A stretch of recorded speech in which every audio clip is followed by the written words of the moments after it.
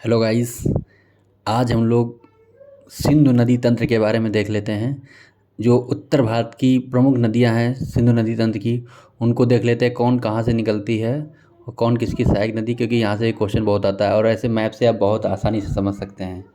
तो सबसे प्रमुख नदी है सिंधु नदी। सिंधु नदी तिब्बत से मानसरोवर झील के पास से निकलती है और ये देखिए लद्दाख होते हुए फिर ये आ गई यहाँ पे। इस पर लेह शहर बसा है।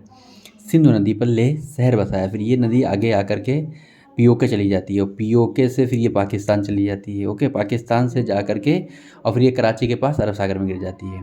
अब सिंधु नदी में कौन कौन सी नदी मिल रही हैं, ये देखिए यहाँ पे जास्कर नदी मिल रही है, जास्कर मिल रही है। इसके आगे चलेंगे तो श्योक नदी मिल रही है और श्योक की एक सहायक नदी है गलवान। गलवान तो आपको याद होगा गलवान घाटी में जो हुआ था सैनिकों के साथ, ठीक है, झड़प हो गई थी, तो यही गलवान घाटी, ये गलवान नदी है, इसकी सहायक नदी है श्योक की और श्योक सहायक नदी है सिंधु की।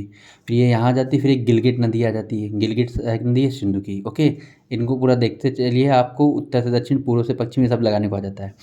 इसके बाद आ जाते हैं यहाँ पे, देखिए ये झेलम नदी है। झेलम नदी आपके श्रीनगर उस पर बसा है, ठीक है, और श्रीनगर बसा है। आगे जाएंगे बुलर झील, बुलर झील से होते हुए ये झेलम नदी ऐसे चली जाती है और आगे जाकर पाकिस्तान में जाकर के चिनाव और कई नदियों से मिलके सिंधु में चली जाती है, ठीक है।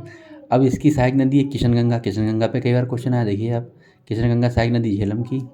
फिर आ जाइए चिनाव नदी। चिनाव नदी वाड़ा लाचा जो दर्रा है उसके आसपास हिमाचल प्रदेश से निकलती है और ऐसे वो हल्की सी ऊपर जाके और फिर नीचे टर्न आ जाती है और आगे जाकर के झेलम नदी में मिल जाती है। पाकिस्तान में जगह है त्रिमू, वहाँ जाके पाकिस्तान में झेलम नदी से मिल जाती है।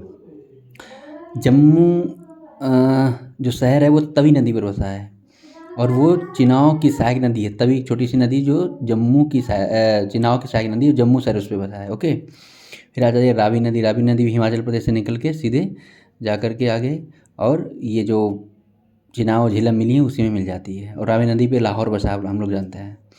ब्यास नदी ये भी हिमाचल प्रदेश से निकलती है, आगे जा कर के हरिके बैराज, बहुत इंपॉर्टेंट, हरिके बैराज के पास सतलज नदी में मिल जाती है।